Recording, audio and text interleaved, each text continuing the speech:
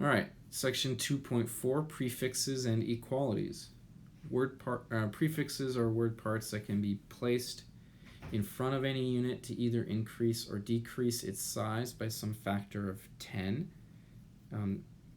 Always a factor of 10 in the metric system or the SI system. It doesn't work in the American system like with an inch and a foot, where 1 foot is 12 inches. That doesn't really make sense in this case, but we're in a science class, so everything is base 10. The prefixes always indicate some numerical value. For example, milli being placed in front of meter, which is a millimeter, indicates that the measurement is 1/1000th of a meter, or that 1000 millimeters is equal to 1 meter.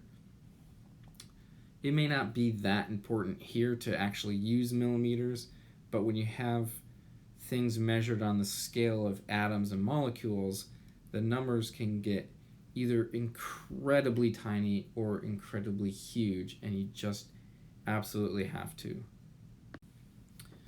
This table here shows a list of all the prefixes that you may ever need to use, and if you look at it closely, you're going to start in the middle with your base unit. If we're measuring the length of objects, the base unit is the meter. So you may all know a meter is slightly bigger than a yard. So you should be able to visualize in your head what a meter looks like. So now if we have 10 meters of something, let's say I measure the length of my classroom and it's 10 meters long. I could say that's 1 decameter, like this, which takes up a lot of space. You don't really need to do that. You could say it's 1 DAM, because the symbol for the prefix is DA, and then you put the unit after that. So DAM. Or I could say it is 10 to the first meters. I'm just going to leave it like that. These are obviously the same. What if, on the other hand, I have 4,500,000 meters? You can see that, that's a number that's not like incredibly huge that you can't comprehend what it means, but it is large and it takes up a lot of space. What you could do instead is write 4.5 megameters, just like that, and that obviously takes up way less space.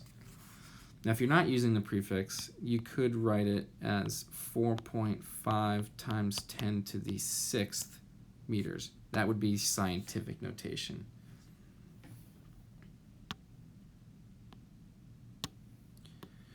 Those are numbers larger than the base unit, but what about numbers that are smaller? Say we measure the length of 1 atom of hydrogen, and it might be 5, let me write it out, 0.000000000. I gotta count these. 1, 2, 3, 4, 5, 6, 7, 8, 9, 10, 11, 12. Actually, it should be 11. 11 zeros, followed by 5 and 3 meters. So 1, 2, 3, 4, 5, 6, 7, 8, 9, 10, 11 total zeros. Here's your decimal point. That's a really, really tiny number, and it's hard to look at that, and it's very long.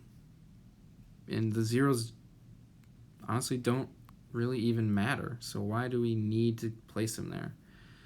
It's best to either use a prefix or to use the exponential notation. In exponential notation, all you need to do is count the number of zeros in front. There's 1, 2, 3, 4, 5, 6, 7, 8, 9, 10, 11.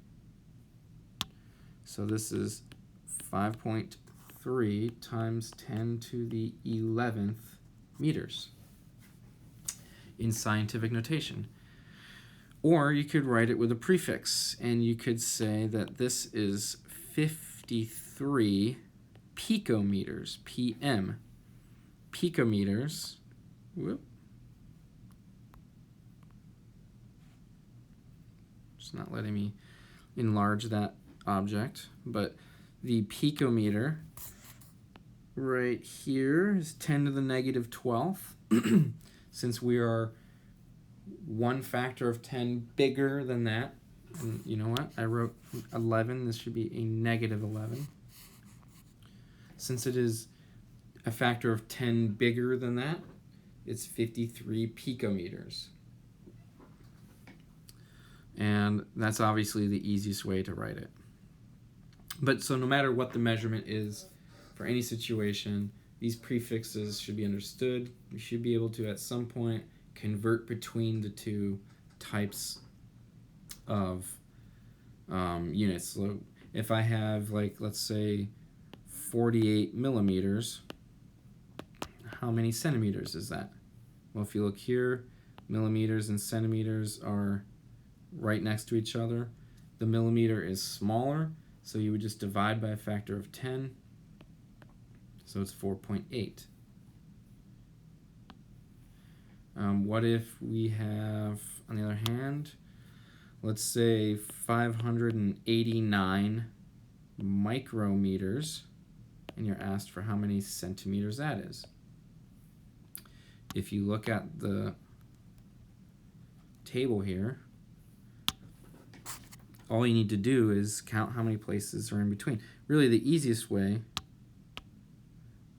is to, oh man, let me zoom that in, is to look at the micro, which is 10 to the negative 6th, and the centi, which is 10 to the negative 2nd. The difference, 10 to the negative 2nd divided by 10 to the negative 6th,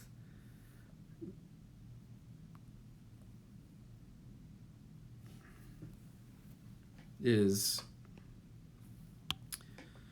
10 to the negative 2nd minus negative 6th, ultimately, if you remember rules for exponential. And that's 10 to the negative 2nd plus 6, or 10 to the 4th. So that means I would need to move the decimal place 4 times to the left on this 589. So 1, 2, 3, 4, which means I have to add a 0. So it's 0.0589 centimeters. And that is it for today's lesson. Thank you very much.